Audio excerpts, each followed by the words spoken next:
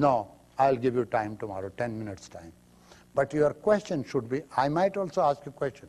You know, I have never given you in writing, you can ask question and I should not.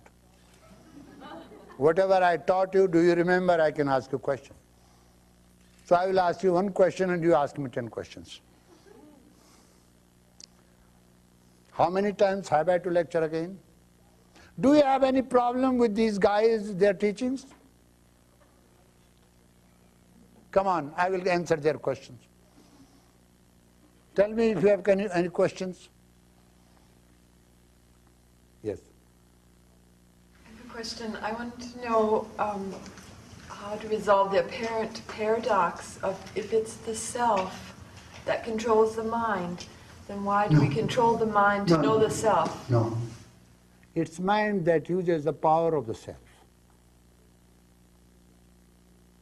And it's ego that cheats. If I cheat the institute, this is not my property.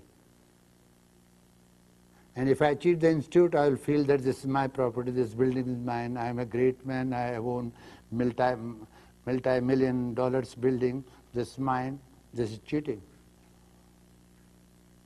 This is becoming weak because I am feeding my ego, something false, and cheating those who trust me. So I am cheating them, I am being dishonest to myself, I am being dishonest to them. I am only a teacher. This belongs to all. I have right to teach. After that I walk. If repairs comes, then Larry and Kevin do. I don't worry for that. That's called vairagya. Mind uses power of the soul. I will tell you for experiment. Have a such big bar of steel. Put one end to the fire. You will find the other end is also heated. Mind is constantly in touch, very close to soul. That heat which is coming from mind is not being utilized nicely by the mind because of bad habits.